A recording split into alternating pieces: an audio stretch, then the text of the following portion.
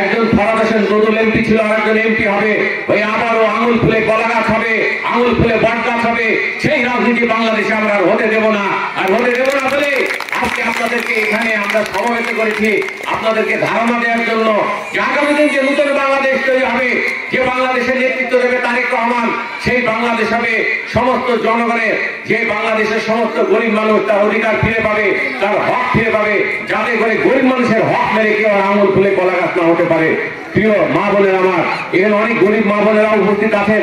আপনারা সকলেই জানেন যে 10 কেজি ভিজিএফের চাল নেওয়ার জন্য, একটা বিধবা ভাতার কার্ড নেওয়ার জন্য, একটা বয়স্ক ভাতার কার্ড নেওয়ার জন্য, একটা মাতৃকালীন ভাতার কার্ড নেওয়ার জন্য আমরা কান্না বিভিন্ন নেতার পেছনে, দালালদের পিছনে, মেম্বারদের পিছনে, চেয়ারম্যানদের পিছনে আমরা ছুটে বেড়াই না? মনে হয় যেন আমরা যারা গরিব মানুষ, আমরা হচ্ছে এদেশের দাস, আমাদের কোনো অধিকার নেই। যে নেতা বা যে ক্ষমতাবান সে আমাদের প্রভু। এই জায়গা থেকে আমরা বের হয়ে আসতে চাই। কেউ আর জনগণের উপর প্রভুত্ব করতে পারবে না, অতমাতব্বরি করতে পারবে না। আগামী দিন 31 দফা দেওয়া হয়েছে তারেক রহমানের নেতৃত্বে। আগামী দিন আমরা এখানে সমবেত হয়েছি ধানের শীষে ভোট দেওয়ার জন্য। আপনাদের প্রিয় নেতা, মেহেরপুরের খেটে খাওয়া মেহনতি মানুষের গণমানুষের নেতা মাসুদ অরুণকে বেগম খালেদা জিয়া এবং তারেক রহমান ধানের শীষ প্রতীক দিয়েছে। আপনারা হয়তো ইতিমধ্যে অনেকে শুনেছেন। আজকে আমরা শুধু এমপি হওয়ার জন্য, শুধু মাসুদ অরুণকে এমপি হওয়ার জন্য আজকে আমরা এখানে সমবেত হইনি। আগামী দিন আমরা মাসুদ অরুণকে এমপি বানাতে চাই এই কারণে, যাতে মাসুদ অরুণ এই মানুষের আমানতকে রক্ষা করে, গরিব মানুষের আমানতকে রক্ষা করে। আর একটি কথা 31 দফার মধ্যে বলা আছে যে ফ্যামিলি কার্ড, আমরা ফ্যামিলি কার্ড দেব যদি বিএনপি সরকার গঠন করে। পরিবারে যে মহিলা কর্তা থাকে, অনেক মানে যদি কর্তা না হয়, বাড়িতে পুরুষ মানুষও থাকে, তাও তো একটা বাড়িতে একজন মানুষ থাকে, একজন মা থাকে বা একজন বড় বোন থাকে, যে পরিবারটাকে কম বেশি দেখাশোনা করে বা দায়িত্ব পালন করে, তার নামে কার্ড হবে, পারিবারিক কার্ড। যে কার্ডের মধ্যে দিয়ে সেই পরিবারে কতজন সদস্য আছে, সেই সদস্যের মাথা পিছু সদস্য নির্ধারণ করে, যারা গরিব মানুষ আছেন বা দুস্থ মানুষ তাদের সহযোগিতা তাদের বাড়িতে পৌঁছে যাবে। একটা কথা আমি পরিষ্কার ভাবে বলি, আপনারা বুঝতে পারবেন।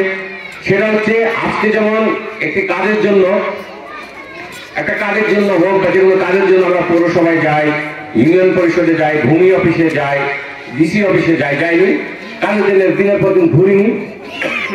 আগামী দিন আপনারা যদি ধানের শীষে ভোট দিয়ে মাসুদ অরুণকে এমপি নির্বাচিত করেন এবং বিএনপি বিজয়ী হয়ে তারেক রহমান সরকার গঠন করেন, আগামী দিন ওই ডিসি কোর্টের লোক, পৌরসভার লোক, ইউনিয়ন পরিষদের লোক, ভূমি অফিসের লোক যারা কাজ করে, চাকরি করে, তারা তো বেতন নেয়, এমনি এমনি তো চাকরি করে না তারা। আগামী দিন সরকার হবে মানুষের দুয়ারে যাবে, দুয়ারে সরকার, অর্থাৎ সরকারের লোকজন মানুষের বাড়ি বাড়ি যাবে, মানুষের বাড়ি বাড়ি গিয়ে মানুষকে সহযোগিতা করবে। কেউ আর কোনো গরিব মানুষ, আমার কোনো মা, কোনো ভাই, কোনো বাবা, একজন রিক্সা চালক, একজন ভ্যান চালক, একজন দিনমজুর, সে যেন আর একটা ব্যাগ হাতে করে 10 কেজি চালের জন্য পৌরসভায় গিয়ে লাইন না দেয়। দরকার সরকার আসবে, আপনাদের কাছে সেই দোয়া কামনা করি। আগামী দিন যদি আমরা ধানের শীষে বিজয় হতে পারে, সরকার আপনাদের দরজার গোয়ায় নিয়ে এসে ফেলবো আমরা, আপনাদের বাড়িতে এসে সেবা দেবে, আপনাদেরকে আর ওই হয়রানি হতে হবে না। তেমনি ভাবে কৃষকের কাজ করা হবে, স্বাস্থ্য বীমা কাজ করা হবে। আজকে একজন গরিব মানুষ হাসপাতালে কি না দেওয়া হয়, কোনো চিকিৎসা পায় না, চিকিৎসার অভাবে ধুকে মারে। অর্থাৎ এই দেশের দায়িত্ব ছিল, এই রাষ্ট্রের দায়িত্ব ছিল প্রতিটা পরিবারের প্রতিটা সন্তান যাতে লেখাপড়া করতে পারে, প্রতিটা মানুষ অসুস্থ হলে যাতে সরকারি সহযোগিতায় চিকিৎসা নিতে পারে। সেই স্বপ্ন আমাদের বাস্তবায়ন হয় নাই। আমাদের কি স্বপ্ন বাস্তবায়ন হয়েছে? আপনি আমাকে ভোট দিলেন, আমি যেভাবে চেয়ারম্যান হলাম, মেয়র হলাম বা এমপি হলাম, আমার কাজ তখন আমি, আমার ভাই, আমার ভাইস্ত্রী, আমার বোন, আমার ভাগ্নি, এদের নিয়ে আমি ব্যস্ত হয়ে পড়বো।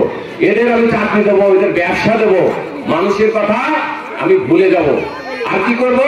আপনাদের সাথে ভোট নিয়ে আপনাদের সহযোগিতা যে সমস্ত উন্নয়ন প্রকল্প আসবে সেটা মেরি কেটে খেয়ে আমি বড়লোক হবো।